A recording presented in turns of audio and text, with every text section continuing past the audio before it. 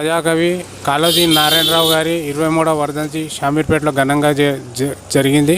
ఆయన చిత్రపటానికి మరి పూలమాలలు వేసి నివాళులు అర్పించడం జరిగింది. మరి కాళోజీ నారాయణరావు గారు మరి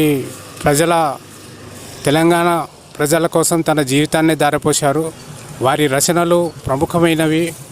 నా గోడ పత్రిక. మరి వారి రచనలు వింటుంటే మరి నరాలు జీవమనే పరిస్థితి. మరి కాళోజీ నారాయణరావు గారు వారు తెలంగాణ ప్రజలను చైతన్యవంతులు పరిచి మరి తెలంగాణ ఉద్యమ సమయంలో ఎంతో చురుగ్గా మరి ప్రజలు పాల్గొనడానికి సహకరించిన తెలంగాణ ప్రజాకవి మరి కాళోజీ నారాయణరావు గారు. మరి వారి ఆశయాలు మనం ఎప్పటికీ కొనసాగిస్తూ మరి సమాజంలో మరి మంచి మార్పులు తేవడానికి ప్రయత్నం చేయాలి. మరి ఈ సందర్భంగా ఇక్కడ షామీర్పేటలో మరి వారి వర్ధంతి చేసుకోవడం, మరి వచ్చిన నాయకులు మరి అందరికీ నేను ధన్యవాదాలు తెలియజేసుకుంటున్నాను. ప్రజాకవి కాళోజీ నారాయణరావు గారి 23వ వర్ధంతి షామీర్పేటలో ఘనంగా జరిగింది. ఆయన చిత్రపటానికి మరి పూలమాలలు వేసి నివాళులు అర్పించడం జరిగింది. మరి కాళోజీ నారాయణరావు గారు మరి తెలంగాణ ప్రజల కోసం తన జీవితాన్ని ధారపోశారు.